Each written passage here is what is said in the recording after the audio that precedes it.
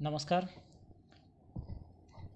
12वा वर्ग इतिहासाच्या 6व्या प्रकरणाच्या अतिशय महत्त्वाच्या मुद्द्याकडे आपण आज बोलणार आहोत. तो म्हणजे 1857च्या स्वातंत्र्य लढ्याची चर्चा आजच्या व्हिडिओमध्ये आपण करणार आहोत. आधुनिक भारताच्या इतिहासाची सुरुवातच नेमकं या 1857च्या उठावापासून ते स्वातंत्र्यापर्यंत अशा पद्धतीचा एक अभ्यासाच्या सोयीचा टप्पा या आधुनिक भारताचा पाडण्यात आलेला आहे. हे आपल्याला लक्षात ठेवायचं आहे. म्हणजे आधुनिक भारताची सुरुवात केव्हापासून, तर 1857च्या उठावापासून ते स्वातंत्र्याच्या 1947 पर्यंत हा टप्पा म्हणजे आधुनिक भारताच्या इतिहासाचा एक महत्त्वाचा टप्पा आहे. हे फक्त अभ्यासाच्या सोयीसाठी निर्माण करण्यात आलेलं आहे आणि अतिशय महत्त्वाचं आहे. तर 1857च्या स्वातंत्र्य लढ्याविषयी अनेक इतिहासकारांनी वेगवेगळ्या भूमिका आपल्यासमोर मांडलेल्या आहेत. जसं आपण पाहतो की ब्रिटिशांनी हा एक लष्करांचा उठाव होता असं जाहीर केलेलं होतं. म्हणजे कुठेही स्वातंत्र्य युद्ध नाही, हे स्वातंत्र्य लढा किंवा स्वातंत्र्य लढ्याची भावना या भारतीय लोकांच्या मनामध्ये अशा कुठल्याही प्रकारची ही परिस्थिती नाही असं ब्रिटिशांनी घोषित केलेलं होतं. या लढ्याकडे त्यांचा पाहण्याचा दृष्टिकोन अशा पद्धतीचा होता, म्हणजे सैनिकांचा उठाव. परंतु स्वातंत्र्यवीर सावरकर यांनी या लढ्याला एक महत्त्वाचं नाव दिलेलं आहे. ते म्हणजे स्वातंत्र्य समर. हे भारताच्या स्वातंत्र्याचं पहिलं समर होतं, पहिला उठाव होता, पहिला लढा होता. अशा पद्धतीचा हा शब्दप्रयोग निश्चितच कुठेतरी भारतीय लोकांच्या मनामध्ये या स्वातंत्र्याची भावना निर्माण करण्याचा हा एक वाक्यप्रयोग होता आणि नंतरच्या कालखंडामध्ये यातून भारतीय लोकांनी प्रेरणा घेतलेली आपल्याला पाहायला मिळते. या उठावामागे वेगवेगळी कारणे आहेत. जसं आपण पाहतो की राजकीय कारण आहे, सामाजिक कारण आहे, धार्मिक कारण आहे आणि आर्थिक कारण आहे. असे काही महत्त्वाचे कारणे या उठाव निर्माण होण्यामागे आहेत. ही गोष्ट आपल्याला लक्षात ठेवावी लागेल. त्या दृष्टीने तुम्ही हा व्हिडिओ पाहत असताना एक वही आपल्याजवळ ठेवावी आणि त्याच्यामध्ये मी आता जो स्क्रीनवर काही महत्त्वाचे पॉईंट्स काढलेले आहे, तेवढे जर पॉईंट्स आपण लक्षात ठेवलात तर 1857च्या उठावाबद्दलचा इतिहास आपण प्रत्यक्ष कोणत्याही परीक्षेसाठी अतिशय उत्कृष्ट पद्धतीनं मांडू शकतो. आणि हे मुद्दे आपण वहीमध्ये उतरवून घ्यावेत, लिहून घ्यावेत आणि त्याचा तुम्हाला फायदा होईल. तर ते कोणकोणते महत्त्वाचे मुद्दे आहेत ते आपण या ठिकाणी तुम्हाला मी दाखवतो. तर 1857चा स्वातंत्र्य लढा, त्याच्यामध्ये 1857च्या उठावाची कारणे कोणकोणती आहेत, त्यामध्ये प्रत्यक्ष राजकीय कारण आहे, सामाजिक कारण आहे, त्याची सविस्तर माहिती आपण पुढे बघणार आहोत. धार्मिक, आर्थिक कारण. त्याचबरोबर आपल्याला ब्रिटिश फौजेतील भारतीय सैनिकांना देण्यात आलेली अन्यायकारक वागणूक, यामुळं हा लढा जो आहे तो निर्माण झालेला आहे. याला एक तत्कालीन कारण म्हणू, म्हणजे त्यांच्यावर होणारा अन्याय आणि तिथूनच हा लढा हा पेटलेला होता, त्याची ठिणगी पडलेली होती. हे एक अतिशय महत्त्वाचं कारण आहे. त्याची सविस्तर मांडणी आपण प्रत्यक्ष पाहणार आहोत. परंतु एक पॉईंट कशा पद्धतीचा असायला पाहिजे हे तुम्हाला तुमच्या वहीमध्ये लिहून घ्यायचं आहे. त्यानंतर दत्तक वारसा नामंजूर, हे सुद्धा अतिशय सविस्तरपणे आपण बघणार आहोत. त्यानंतर वतन जे असतं की मध्ययुगीन कालखंडामध्ये वेगवेगळ्या लोकांना वतनदारी देण्यात येत होती. ही वतनदारी जी आहे, वतने जे आहेत ते जप्त करण्यात आलेले आहेत ब्रिटिशांकडून. अशा पद्धतीचा एक पॉईंट आहे. त्यानंतर अतिशय जाचक अशी कर पद्धती, आर्थिक कारणामध्ये हे पॉईंट्स आपल्याला टाकता येऊ शकतो. त्यानंतर नगदी पिकांवर ब्रिटिशांचा भर असायचा. म्हणजे ब्रिटिश इंग्लंडमध्ये झालेल्या औद्योगिक क्रांतीला पूरक असं वातावरण भारतामध्ये निर्माण करायचं आणि या ठिकाणाहून कच्चा माल इंग्लंडमध्ये पाठवायचा आणि तिथला पक्का माल झालेला तयार फॅक्टऱ्यांमध्ये तो भारतात आणून विकायचा. ह्याच धर्तीवर ब्रिटिश हे भारतात आलेले होते. त्यांचा कुठेतरी उद्देश हा या ठिकाणी नगदी पिके जसं नीळ आहे, कापूस आहे, ऊस आहे, या पिकांच्या त्यांनी पिकविण्यावर भर दिलेला आहे.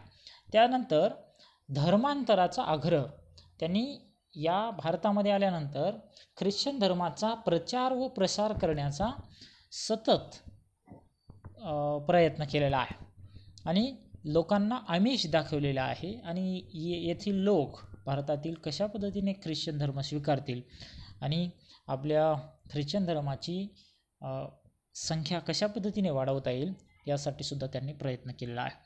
त्याचबरोबर दुसरा जो पॉईंट आहे, गाय व डुकरांच्या मांसाचे जे काडतूस होते त्याला सैनिकांच्या हाती काडतुसाला डुकराचे आणि गायीचे मांस जोडून या ठिकाणी सैनिकांच्या हाती ते काडतूस देण्यात येतं आणि ते काडतूस तोंडाने तोडून शत्रूवर फेकायचं होतं. त्यामुळं सैनिकांमध्ये अतिशय मोठ्या प्रमाणात असंतोष पाहायला मिळालेला आहे. त्यानंतर पुढे प्रत्यक्ष उठावाची ठिणगी कधी पडलेली आहे 1857ची आणि मोगल बादशहा हा या उठावाचे नेतृत्व करत होता. ही एक बाब लक्षात ठेवायची आहे, बहादूर शहा. त्यानंतर नानासाहेब पेशवे, तात्या टोपेंचा उठाव, त्यांनी सहभाग कशा पद्धतीने घेतलेला आहे. झाशीच्या राणीचा उठाव, झाशीच्या राणीने कशा पद्धतीने या उठावामध्ये सहभाग घेतलेला होता आणि लढा दिलेला होता, त्यात तिचं बलिदान झालेलं होतं. आणि 1857च्या उठावात महाराष्ट्राची भूमिका कशा पद्धतीची होती हा एक पॉईंट आपल्याला सविस्तरपणे पाहायचा आहे. 1858चा जाहीरनामा हा सुद्धा अतिशय महत्त्वाचा घटक आहे. परीक्षेच्या दृष्टीनं तर आहेच, 12वीच्या परीक्षेच्या दृष्टीनं हा अतिशय महत्त्वाचा घटक आहे. तो आपण ही जी चर्चा करत आहे ह्या सगळ्या पॉईंट्सला आपल्या वहीमध्ये नोंदवून घ्यायचा आहे. आणि जाहीरनाम्यामध्ये भारतीयांच्या मनातील जो असंतोष निर्माण झालेला होता 1857च्या उठावाच्या दरम्यान, तो कुठेतरी कमी करायचा होता आणि हा कमी करून भारतीयांना काही सवलती, आश्वासने देण्यात आलेली होती. हा जाहीरनामा इंग्लंडची राणी व्हिक्टोरिया हिने जाहीर केलेला होता. अशा पद्धतीचा हा सगळा सविस्तर आढावा आपण आजच्या तासिकेमध्ये घेणार आहोत. तर हे सगळे मुद्दे जे आहेत आपण पुन्हा मी सांगत आहे लिहून घ्यायचे आहे. तर प्रत्यक्ष आपण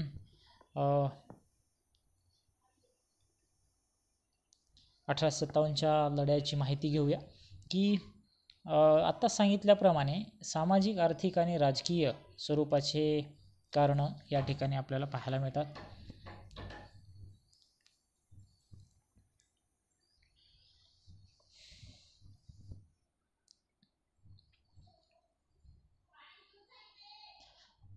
या ठिकाणी ब्रिटिशांच्या लष्करामध्ये भारतीय लोकांचा समावेश करण्यात आलेला होता, त्यांना भरती करून घेण्यात आलेलं होतं आणि यांच्यावर प्रत्यक्ष इंग्रजांच्या सैन्यात असूनसुद्धा या भारतीय सैनिक म्हणून यांच्यावर मोठा अन्याय अत्याचार करण्यात येत होता. त्यांच्या भत्त्यात कपात करण्यात आलेली आहे, त्यांना समुद्र ओलांडण्याची सक्ती करण्यात आलेली आहे. कवायतींच्या वेळी होणारा अपमान, नोकरीतील बदल्यांबाबत केला जाणारा पक्षपात, कार्यक्षमतेवर होणारा अन्याय, वरिष्ठ पदांवर बढती न मिळणे यामुळे भारतीय सैनिक हे दुखावले गेलेले आहे. म्हणजे यामध्ये एक मुद्दा आहे की समुद्र ओलांडण्याची सक्ती, म्हणजे भारतीय परंपरेमध्ये अशी एक प्रचलित गोष्ट आहे की आपण समुद्रावरून पलीकडे जाऊ नये. त्यामुळं कुठेतरी पाप पुण्याची एक संकल्पना पापाची संकल्पना या ठिकाणी परंपरेने मांडण्यात आलेली आहे, ती कुठेतरी ब्रिटिशांकडून मोडल्या जात होती. याचासुद्धा राग भारतीय सैनिकांमध्ये होता. त्यातून ह्या उठावाला ठिणगी पडलेली आपल्याला पाहायला मिळते. अनेक कारणे आहेत. गव्हर्नर जनरल लॉर्ड डलहौसीने दत्तक वारसा हक्क नामंजूर केलेला आहे. म्हणजे एखाद्या संस्थानात एखाद्या राजाला, एखाद्या शासकाला पुत्र नसेल तर त्याला कुठल्या तरी नातेवाईकाचा असेल किंवा इतर कुठला तरी मुलगा किंवा मुलगी दत्तक घेता येत असे पूर्वीच्या कालखंडामध्ये.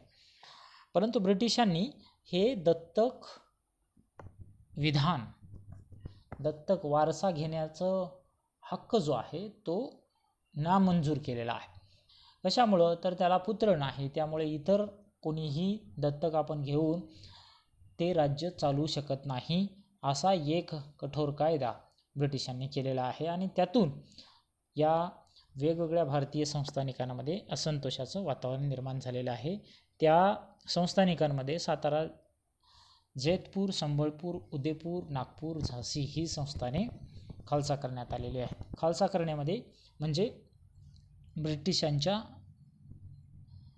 शासन व्यवस्थेत ते संस्थानिक मिळवून घेणे, म्हणजे त्यांच्या नियंत्रणाखाली ते आणणे.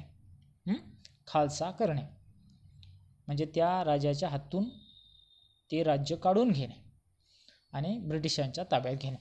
त्यानंतर संस्थाने खालसा केल्यामुळे संस्थानातील सैनिक हे मोठ्या प्रमाणात बेरोजगार झालेले आहेत. शेतीवर या अतिरिक्त सैनिकांचा भार पडला. त्याचबरोबर राज्यकारभाराच्या माध्यमातून कंपनी सरकार धर्मबुडवेपणा करीत आहे अशी समजूत लोकांच्या मनामध्ये मूळ धरू लागलेली आहे. आणि संस्थाने खालसा करण्याबरोबरच ब्रिटिशांनी वतनदारी जी आहेत, अनेक दिवसांपासून मध्ययुगीन कालखंडामध्ये वतनदारी अनेक म्हणजे मोठमोठ्या लोकांकडे वतनदारी देण्यात आलेली होती. एका विशिष्ट प्रदेशाचा अधिकार देण्यात आलेला होता आणि त्या माध्यमातून मोठ्या प्रमाणात आर्थिक लाभसुद्धा त्या लोकांना होत होता, ती सुद्धा काढून घेण्यात आलेली आहे. आणि त्यामुळं या ठिकाणी हे वतनदारसुद्धा नाराज झालेले आपल्याला पाहायला मिळतात. त्यानंतर भारतीय परंपरेचा येथील पीक पद्धती जी आहे किंवा हवामान याचा कुठल्याही पद्धतीचा विचार न करता या ठिकाणी कर पद्धती राबवण्यात आलेली आहे. कायमधारा, रयतवारी, महालवारी अशा वेगवेगळ्या कर पद्धती ज्या आहेत, या कर पद्धती भारतात राबविण्यात आलेल्या आहेत. या भारताच्या कुठल्याही हवामानाचा, पिकाचा विचार न करता प्रत्यक्ष कायमधारा, रयतवारी, महालवारी कशा पद्धतीची होती हे सविस्तर आपल्याला पुढे ग्रॅज्युएशनच्या कालखंडामध्ये पाहता येईल. परंतु थोडक्यामध्ये ही एक वेगवेगळ्या प्रकारच्या कर पद्धती आहेत आणि या कर पद्धतींमुळे भारतातला शेतकरी हा अतिशय गरीब झालेला आहे, कंगाल झालेला आहे आणि जमीनदार आणि सरकार जे आहे ते एकदम श्रीमंत बनत गेलेले आहे. आणि पूर्वी शेतसारा वस्तुरूपात घेण्यात येत होता, म्हणजे आपल्याकडे धान्य जेव्हा पिकलं तर त्या धान्याच्या रूपात आपण आपला कर भरत होतो. परंतु प्रत्यक्ष ब्रिटिशांनी ही पद्धत मोडीत काढलेली आहे आणि आपला माल कुठेही बाजारात विकायचा आणि तो विकून पैशाच्या रूपात आपल्याला कर द्यावा लागत होता. अशा पद्धतीची पद्धत ब्रिटिशांनी आणलेली आहे. त्यामुळे मोठं नुकसान भारतीय शेतकऱ्यांचं झालेलं आहे आणि अतिशय अल्प दरामध्ये आपला माल विकावा लागत होता. त्याचबरोबर अनेक लोकांनी आपल्या शेती विकलेल्या आहेत आणि शेती विकून आपले कर त्यांनी भरलेला आहे. अशी या पद्धतीची अवस्था. त्याचबरोबर एखाद्या वर्षी रोग असेल, रोगराई असेल किंवा दुष्काळ असेल तर अशा कालखंडामध्ये लोकांकडे पैसे नसतानासुद्धा कर वसुली करण्याचा अजेंडा ब्रिटिशांनी राबविलेला होता. त्यामुळे या ठिकाणी लोक हे आपली शेती विकू लागलेले आहेत आणि त्यातून ब्रिटिशांच्या ह्या कर भरावा लागत होता त्यांना. अशा पद्धतीची जाचक पद्धती, शासन पद्धती ब्रिटिशांची होती हे आपल्याला या ठिकाणी पाहायला मिळते. आणि हे एक आर्थिक कारण आपण म्हणू शकतो. आर्थिक कारणाच्या मध्ये आपण याचा समावेश करू शकतो. तर आपण पाहतो की भारतामध्ये अशा ह्या पद्धतीमुळे बेरोजगारी मोठ्या प्रमाणात निर्माण झालेली आहे आणि लोकांमध्ये असंतोष निर्माण झालेला आहे आणि या ब्रिटिशांच्याबद्दल अविश्वास भारतीय जनतेमध्ये निर्माण झालेला आपल्याला पाहायला मिळतो. या ठिकाणी करून पहा असा एक मुद्दा या ठिकाणी देण्यात आलेला आहे. तुम्हाला कायमधारा रयतवारी महालवारी पद्धतीबद्दल अधिक माहिती घ्यायची आहे आणि ती कशा पद्धतीची होती ही आपण जे सांगितलेली वही आहे त्याच्यामध्ये तुम्ही त्याची नोंद करू शकता. पुढे आर्थिक पिळवणुकीबरोबर त्यांनी ब्रिटिशांनी धर्मांतराचा जो अजेंडा त्यांनी राबवलेला आहे तो सुद्धा एक जाचक होता. म्हणजे भारतीयांच्या कुठल्याही रूढी परंपरेचा विचार न करता त्यांनी या ठिकाणी ख्रिश्चन धर्म कसा वाढला जाईल याची खबरदारी घेतलेली आहे. त्यामुळं हे एक लोकांना कुठेतरी पटलेलं नाही, त्यामुळे सुद्धा उठाव झालेला आपल्याला पाहायला मिळतो. त्यानंतर इंग्रजांनी 1856 साली हिंदी सैनिकांच्या हातात लांब पल्ल्याच्या एनफिल्ड बंदुका त्यात वापरायची नवी काडतुसे दिलेली आहे. काडतुसात गाय व डुकरांची चरबी लावलेली होती आणि ही सैनिकांना दातांनी तोडायचे होते. त्यामुळे हा गाईच्या मांसाचा स्पर्श, डुकरांच्या मांसाचा स्पर्श या सैनिकांना अतिशय किळसवाणा वाटत होता आणि अशा पद्धतीचं कृत्य करायला आपल्याला ब्रिटिश लावत आहेत, त्यामुळे यांना कुठेतरी भारतातून घालून द्यावं अशी भूमिका या सैनिकांमध्ये निर्माण झालेली आहे आणि तेव्हापासूनच प्रत्यक्ष लढ्याची सुरुवात या ठिकाणी आपल्याला पाहायला मिळते. आणि असा पहिला प्रयत्न जो आहे 1857 मध्ये बराकपूर छावणीत झालेला आहे आणि त्या छावणीच्या सैनिकांचं नेतृत्व मंगल पांडे यांनी केलेलं आहे आणि मंगल पांडे यांना ब्रिटिशांनी पकडून पुढे फाशी दिलेली आहे. तर अशा पद्धतीने वेगवेगळ्या ठिकाणी या 1857च्या उठावाची ठिणगी पडलेली आपल्याला पाहायला मिळते. 10 मे 1857 रोजी मेरठ येथे घोडदळाच्या कंपन्यांनी उठाव केला आणि या सगळ्या धामधुमीत इंग्रजांना ठार मारणे, त्यांच्या कुटुंबियांस धडा शिकविणे, प्रसंगी कत्तल करणे, घरे जाळणे असे प्रकार या सैनिकांनी सुरू केलेले आहेत. म्हणजे अशा पद्धतीचा अवलंब जर केला तर ब्रिटिश हे भारतातून पळून जातील अशी एक भावना भारतीय सैनिकांची होती, हे आपल्याला लक्षात ठेवायचं आहे. त्यानंतर 12 मे 1857 रोजी हिंदी शिपायांचे दिल्लीवर पूर्णपणे वर्चस्व निर्माण झालेलं आहे आणि त्यांनी मुघल बादशाह बहादूर शाह जफर याला या संपूर्ण लढ्याचं नेतृत्व करण्याची विनंती केलेली आहे आणि त्याने ही विनंती मान्य करून सगळ्या लढ्याचा हा अजेंडा त्याने हाती घेतलेला होता. प्रत्यक्ष इथं 1857च्या उठावाच्या कालखंडात पिवळ्या रंगामध्ये जो नकाशा दाखवण्यात आलेला आहे तो 1857च्या उठावाच्या वेळी ज्या ठिकाणी या उठावाची ठिणगी पडलेली आहे, उठावाची सुरुवात झालेली आहे, या नकाशावरून आपल्याला लक्षात येते. या ठिकाणी अनेक नावंसुद्धा देण्यात आलेले आहेत वेगवेगळ्या शहरांची, मथुरा, बरेली, इटावा, लखनौ, कानपूर, कालपी, इलाहाबाद, बनारस या सगळ्या शहरांमध्ये 1857चा प्रत्यक्ष उठाव सुरू झालेला होता. आणि मुघलांचा जो बादशाह आहे तो बहादूर शाह जफर याने ह्या उठावाची प्रत्यक्ष नेतृत्व केलेले आपल्याला पाहायला मिळते. या उठावामध्ये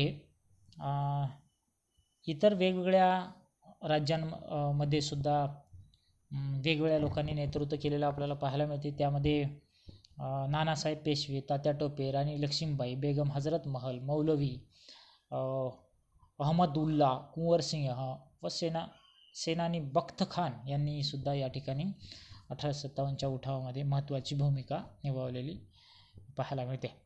तर दिल्लीच्या संरक्षणाची जबाबदारी जी आहे बख्त खान याच्याकडे देण्यात आलेली होती आणि 27 मे 1857 रोजी दिल्ली परत मिळविण्यात ब्रिटिशांना यश आलेलं होतं.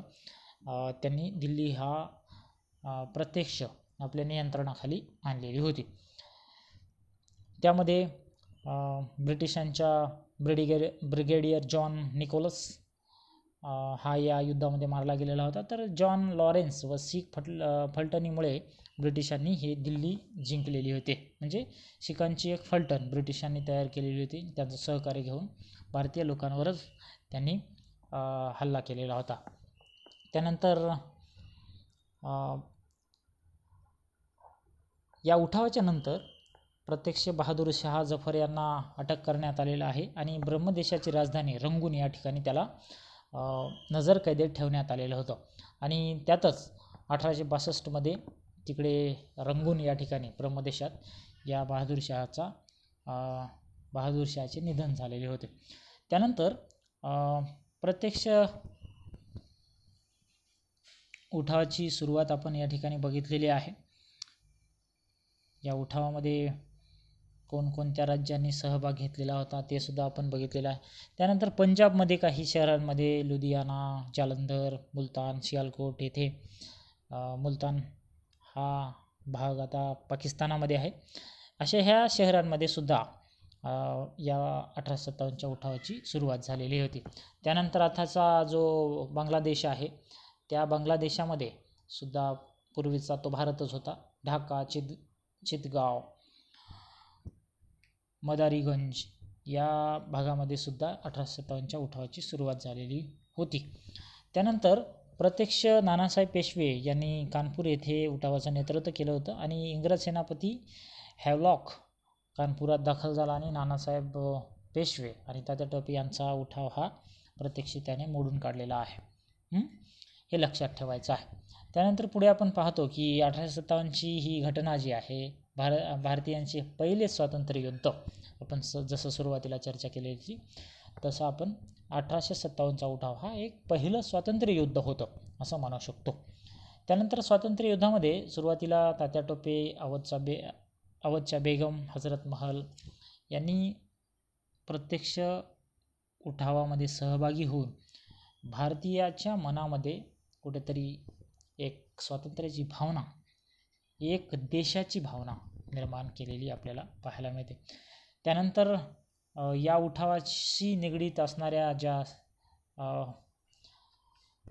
झाशीच्या राणी आहेत, झाशीची राणी लक्ष्मीबाई यांनी सुद्धा प्रत्यक्ष उठावामध्ये सहभाग घेतला. तात्या टोपे, नानासाहेब पेशवे यांच्या मदतीने झाशीची राणी लक्ष्मीबाई यांनी या उठावाचे नेतृत्व केलेले आहे आणि अनेक लोकांना संघटित त्यांनी केलेलं होतं. सर ह्यू रोज याने झाशीच्या या गडाला वेढा दिलेला होता आणि तात्या टोपे राणीच्या मदतीला आले, परंतु ह्यू रोज याने त्यांचा पराभव केलेला होता आणि ब्रिटिशांनी कालपी जे शहर आहे ते जिंकलेलं होतं. झाशीच्या राणीस युद्धात वीर म्हणून त्यांना बलिदान पत्करावं लागलेलं आहे. अशा पद्धतीने ह्या युद्धामध्ये झाशीच्या राणीबरोबर तात्या टोपे यांनी सुद्धा महत्त्वाची भूमिका निभावलेली होती. हे आपल्याला लक्षात ठेवायचं आहे. त्यानंतर महाराष्ट्राच्या वेगवेगळ्या कानाकोपऱ्यात या लढ्याची प्रत्यक्ष सुरुवात झालेली होती. त्यामध्ये आपण पाहतो की साताऱ्यामध्ये रंगो बापूजी गुप्ते यांनी या उठावाची ठिणगी त्या ठिकाणी निर्माण केलेली होती. त्याचबरोबर मुंबई या ठिकाणी बाबासाहेब भावे यांनी उठावाचा कट तयार केलेला होता, परंतु तो प्रत्यक्ष ब्रिटिशांना लक्षात आलेला आहे, त्यांनी तो मोडून काढलेला आहे. त्याचबरोबर खानदेशात सुद्धा या उठावाची सुरुवात झालेली होती. त्यानंतर कोल्हापूर या ठिकाणी सुद्धा हा स्वातंत्र्य समर निर्माण झालेला होता, उठाव निर्माण झालेला होता. अशा ह्या वेगवेगळ्या शहरांचा तुम्ही सविस्तरपणे पुस्तकामध्ये आढावा घ्यायचा आहे. आपण थोडक्यामध्ये या ठिकाणी चर्चा करत आहोत. तर प्रत्यक्ष पुस्तक वाचत असताना काही मुद्दे महत्त्वाचे असतील तर आपल्या वहीमध्ये नोंदवून घ्यायचे आहे. त्यानंतर 1857चे स्वातंत्र्य युद्ध जवळजवळ सव्वा वर्ष चाललेलं आहे आणि या 1.25 वर्षांमध्ये हा संपूर्ण भारत हा ढवळून निघालेला आहे आणि अनेक लोकांनी ब्रिटिशांना वेगवेगळ्या ठिकाणी कोंडीत पकडण्याचा प्रयत्न केलेला आहे. आणि सर्वात शेवटची घटना म्हणजे 1857च्या उठावानंतर भारतीयांच्या मनामध्ये जो मोठा असंतोष निर्माण झालेला, राग ब्रिटिशांच्या सत्तेविरुद्ध निर्माण झालेला होता, तो कुठेतरी कमी करण्यासाठी इंग्लंडच्या राणीने राणीचा जाहीरनामा प्रसिद्ध केलेला होता. तो 1858मध्ये लक्षात ठेवा 1858मध्ये राणीचा जाहीरनामा हा प्रसिद्ध झालेला होता. तर तो काय होता की भारतीयांचा राग असंतोष कमी करणे हा सगळ्यात महत्त्वाचा उद्देश आहे. भारतीय आमचे प्रजाजन आहेत असे म्हणत राणीने भारतीयांना उद्देशून काही आश्वासने दिलेली आहेत. तर ती आश्वासने काय आहेत? वंश, धर्म, जात किंवा जन्मस्थान या निकषांच्या आधारावर कुठल्याही प्रकारचा भारतीयांसोबत भेदभाव केला जाणार नाही आणि त्यांच्या गुणवत्तेनुसार त्यांना वेगवेगळ्या नोकऱ्या देण्यात येतील असं आश्वासन दिलेलं आहे. ते भविष्यात पूर्ण झालेलं नव्हतं. त्यानंतर ब्रिटिश धार्मिक बाबतीत ब्रिटिश सरकार जे आहे, इंग्रजांची सत्ता जी आहे ती कुठेही हस्तक्षेप करणार नाही. त्याचबरोबर संस्थानिकांशी केलेल्या करारांमध्ये कुठल्याही प्रकारचा बदल करण्यात येणार नाही, त्याचं पालन करण्यात येईल. खालसा विधान जे आहे, खालसा पद्धती जी आहे ती नाहीशी करण्यात येईल आणि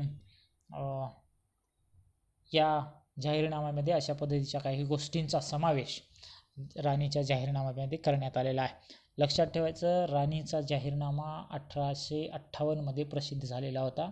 राणीचं नाव होतं व्हिक्टोरिया आणि या जाहीरनाम्यामध्ये अनेक प्रकारची आश्वासनं भारतीय लोकांना देण्यात आलेली होती. तर पुढे भारतीयांवरील या घटनेचा खोलवर 1857च्या उठावाचा मनावर भारतीयांच्या परिणाम झालेला आहे. कुठेतरी त्यांच्या मनामध्ये राष्ट्रीयत्वाची भावना निर्माण झालेली आहे. आपण या अभ्यासातून सुद्धा आज आपल्या देशाविषयी किंवा आपल्या राष्ट्रीय नेत्यांविषयी किंवा या उठावात प्रत्यक्ष लढा ज्यांनी दिलेला होता त्यांच्या चरित्राचा अभ्यास करून आपण कुठेतरी एक राष्ट्राविषयीची आपुलकीची भावना निर्माण करण्याचा प्रयत्न या अभ्यासातून करत असतो. अशा पद्धतीचा हा 1857चा उठाव प्रत्यक्ष कशा पद्धतीचं झालेला आहे, त्यामध्ये कोणकोणत्या लोकांनी आपली महत्त्वाची भूमिका निभावलेली होती, या सर्व गोष्टींचा सविस्तर आपण या ठिकाणी आढावा घेतलेला आहे. अतिशय मन लावून शांतपणे हा व्हिडिओ पाहावा. तुर्तास आपण या ठिकाणी थांबूया. धन्यवाद.